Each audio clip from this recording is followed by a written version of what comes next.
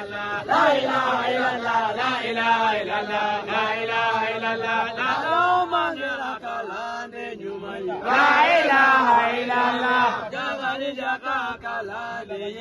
la ilaha illallah, Allahumma ngira kalande nyumai, la ilaha illallah, jagari jaga kalande, la ilaha illallah, Allahumma ngira kalande nyumai, la ilaha illallah, jagari jaga kalande, la ilaha illallah, ala kausa badi jagari jago, la ilaha illallah, ala kausa badi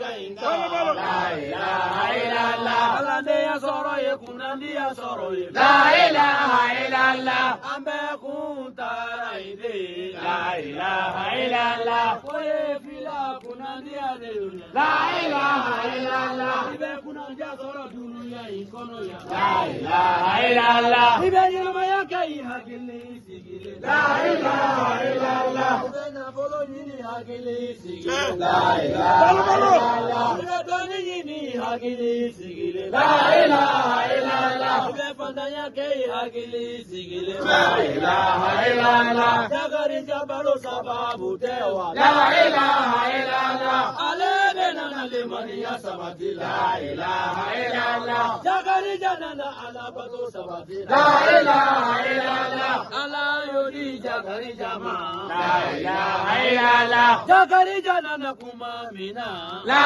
ilaha illallah, kele ya ukumenya nyama ya konona, la ilaha illallah, kele ya ukumenya rocha mafanana, la ilaha illallah, ukumamina jagari janana, la ilaha illallah, mokotora kabasigi sorode, la ilaha illallah, mokotora uhakili besigide, la ilaha illallah, ebena bena utamasha infaoye, la ilaha illallah, alamani sababa bena, la ilaha illallah, saniga se jagari janana, la ilaha illallah, baba ukume faame fe, la ilaha illallah, wali ukume faantama fe, la ilaha illallah, bela jelena ka kalande undo, la ilaha illallah, bela jelena ka nofe jamadu, la ilaha illallah, ebi alabato ikadoni konona, la ilaha illallah, ebi alabato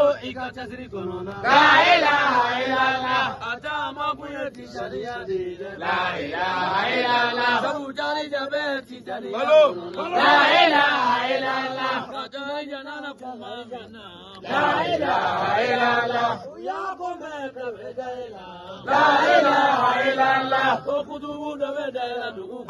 la ilaha illallah, kudubu imaka finenge adilane, la ilaha illallah, alamani sababa bena, la ilaha illallah, la ilaha illallah, la ilaha illallah, la ilaha illallah, la ilaha illallah, la ilaha illallah, la ilaha illallah, la ilaha illallah, la ilaha illallah.